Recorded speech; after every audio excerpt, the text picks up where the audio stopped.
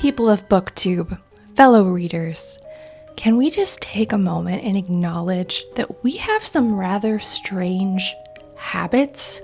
One might even say chaotic behavior when it comes to our cozy little hobby. Book haul videos, book unhaul videos. Make sure we have a copy of the newest release that we're the most excited to read, and then it languishes on our shelves for months to come. Be engaged in what is going on in the bookish community online. Jump on trends and miss the latest news update that lets us know that that has died, it is behind us, and we can move on now. I'm not talking about anything specific. Attractive people reading is always going to be a factor. I'll start by saying I am not a chaos gremlin. I would consider myself a little bit more adjacent to a book goblin, if you will, if you're not familiar with Elizabeth Wheatley's alter ego. Book goblin? Meh. Dare I ask? What? Why are you threatening a book with a cast iron skillet? Book goblin is not threatening book. Book goblin is threatening character.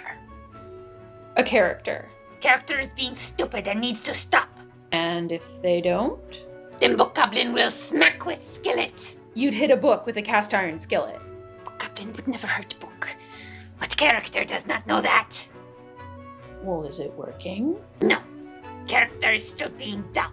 That's definitely closer to where I land, but I do have some things that help me keep my TBR at a manageable level as a 2-bookshelf girly. I'm gonna let you be the judge on how sane these behaviors actually are.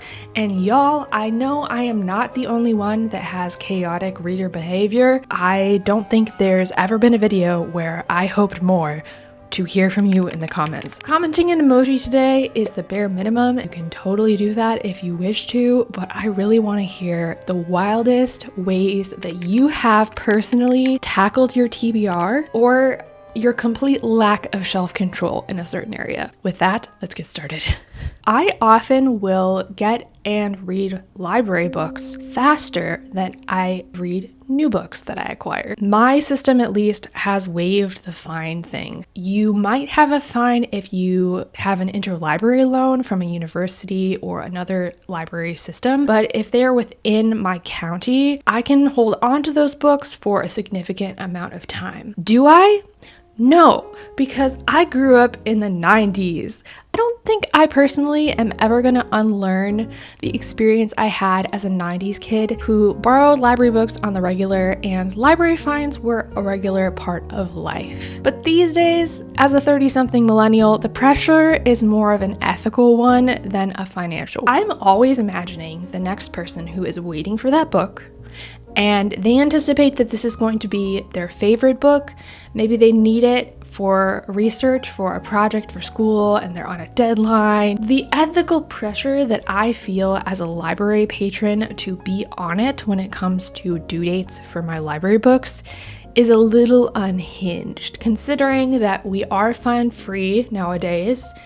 And the only thing that is barring that other person from acquiring a copy is the library arranging for them to have an additional copy. This is why we need to support our libraries. I feel for people who live in more rural areas who have less access to books. Their funding is more constrained because they have it going to other public services and they need that government funding. I'm gonna leave a link in my description for how you can get in touch with representatives and let them know that you want them to support libraries. This is more important than ever for us to be vocal about the things that we love and the things that we want to safeguard for future generations. So yeah, that link's gonna be below. So I'm pretty on it when it comes to returning library books, and often I may not have read the book yet, but it's on my designated library area for long enough that I know that I'm probably not going to read it. I wasn't as excited as I first thought I was. It has been in my orbit for long enough that if I really wanted to read it, I could have. Sometimes it gets bumped off my TBR as well, even though it's not on a physical shelf in my home for long enough to tell. The exception to this would be any holds that I have in the Libby app. So if I get a Libbylanche, which is what inevitably happens when you have multiple holds running at one time, and they all come in at the exact same time. What is going on in there? Nothing. I'm just having a spot of bother with the facilities.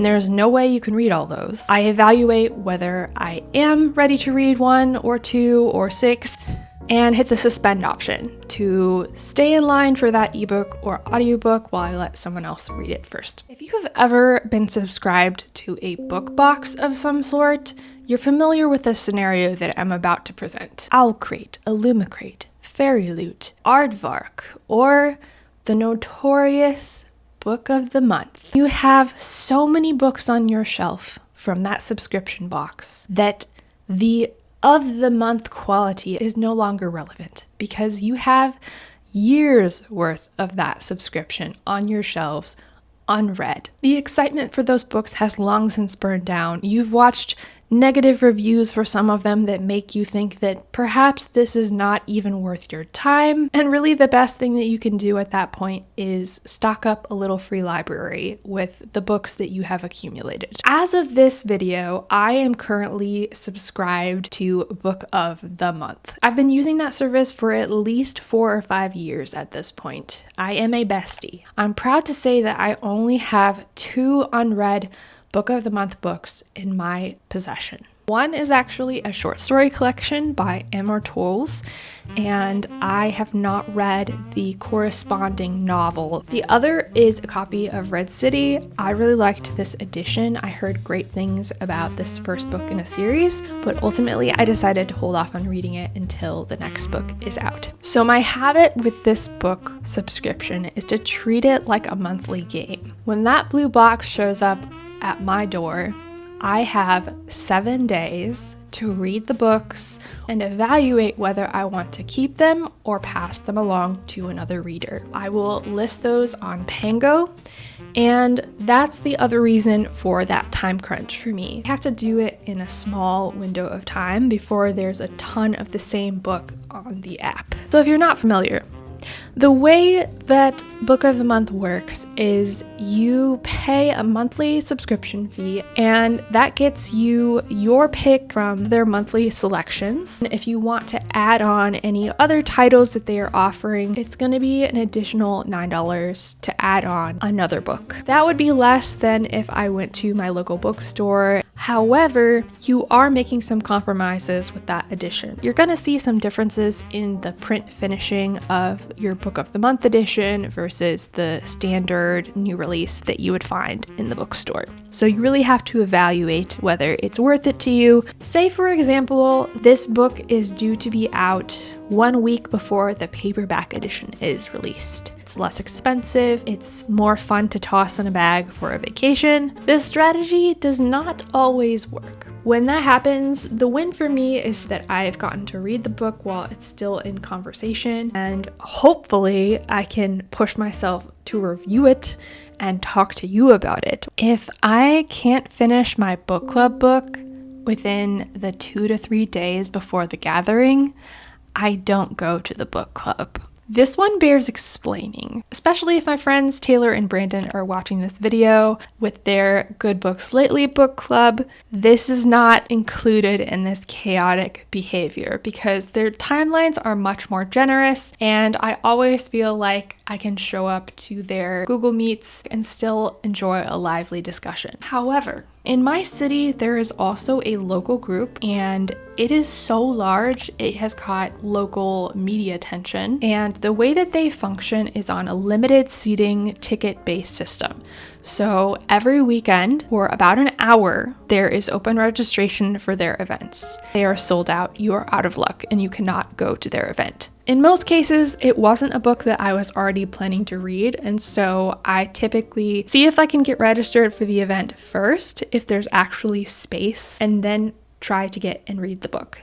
If I'm registered to attend a book launch event or an author talk, I don't usually read the book ahead of time. This is because I think that the context that the author brings to the table gives me so much more scope for understanding their work, their writing process going into their book, and I really appreciate that additional level of detail when I'm reading their book.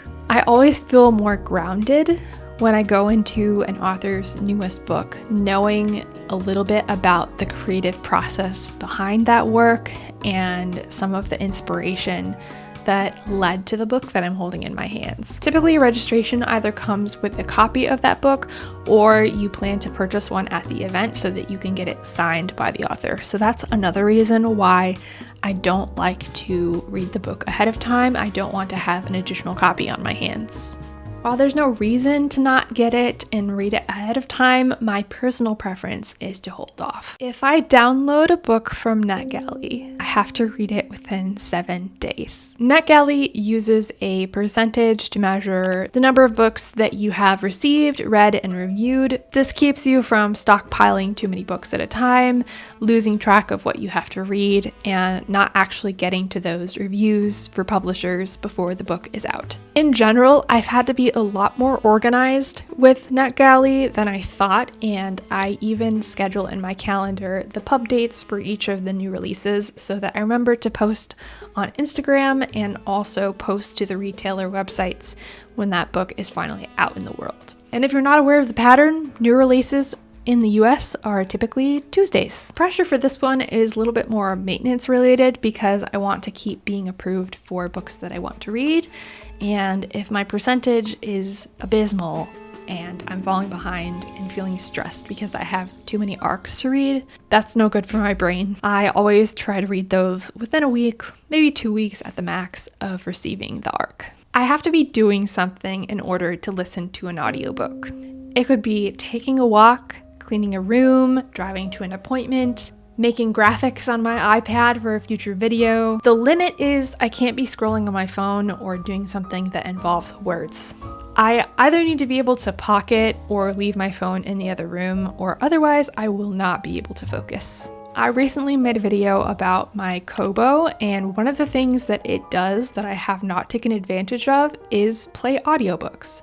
So technically, if I needed to power down my phone in order to get some reading in, I could do that and listen to the audiobook using my Kobo. That may not be a comprehensive list of my chaotic reader behavior. It is honestly everything I can think of. And if you're thinking, these aren't that weird, I have one that's better, tell me in the comments. I hope to see you in another video soon. Thanks for watching. Happy reading.